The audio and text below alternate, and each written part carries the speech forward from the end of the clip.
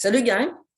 Cette vidéo porte sur trouver la règle d'une fonction quadratique à l'aide des zéros et d'un point quelconque, ou trouver la règle d'une fonction quadratique à l'aide du sommet ou un point quelconque.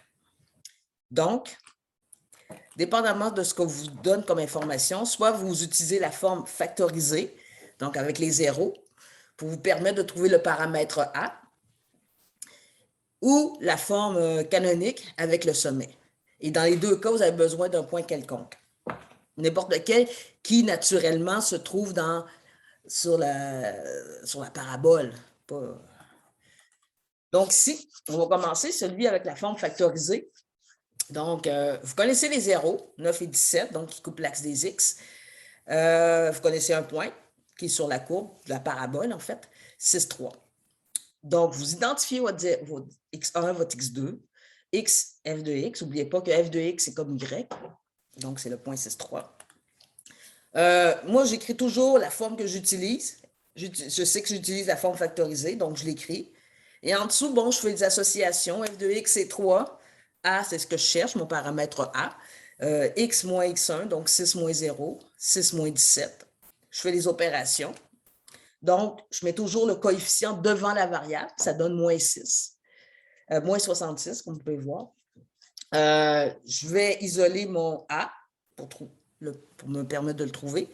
Donc, je vais diviser par moins 66 de chaque côté.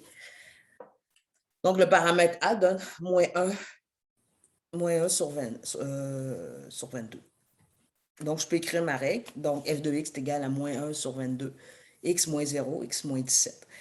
X moins 0, donc je n'ai pas besoin du 0. Je peux juste écrire x. Okay? C'est sous-entendu que le 0 est là. Donc, ça fait x moins 17. Donc, les deux zéros, n'oubliez pas, c'est 0, 17. Donc, on les voit très bien ici. Si on connaît le sommet et un point, toujours qui se trouve sur la parabole, donc, encore là, je sais que j'ai affaire à la forme canonique parce que je connais mon sommet. J'identifie mon sommet, HK. J'identifie le point que je vais utiliser. Comme je vous l'ai dit tout à l'heure, je retranscris toujours la fonction que je vais utiliser, la forme de la fonction que je vais utiliser. C'est plus facile de la compléter à ce moment-là. Donc, f de x, c'est 5.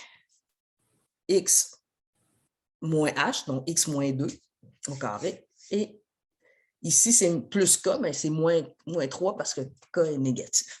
Donc, priorité d'opération, on fait l'intérieur de la parenthèse, 4 moins 2 exposant 2, ce qui donne 4.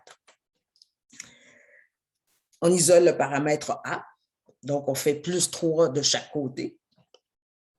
Ce qui nous donne 8 est égal à 4A. Je divise par 4 de chaque côté. A me donne 2. Et je peux écrire ma règle de ma fonction quadratique puisque je connaissais mon sommet. Voilà, c'est tout pour trouver la règle. Je vous invite à faire les exercices. Ciao, gang!